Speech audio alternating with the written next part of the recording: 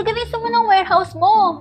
Ang warehouse ko, ang gulo-gulo. Paano mo naman manage yung warehouse mo? Ginamit ko lang naman ang features ni Big Seller dahil meron siyang features na tinatawag na Move Features. Maniwala mo yun. Paano yun? I-share mo naman. Sa Big Seller, pwede mo nang gamitin ang Move Features. Kapag nag-purchase ka ng bagong batch of shelves at need mong i-move ang iyong product from your old shelves to your new shelves, magagamit mo tong features na ito. Yeah, boy. Kailangan mo lang mag-create ng move list sa Big Seller. Paano gawin ito?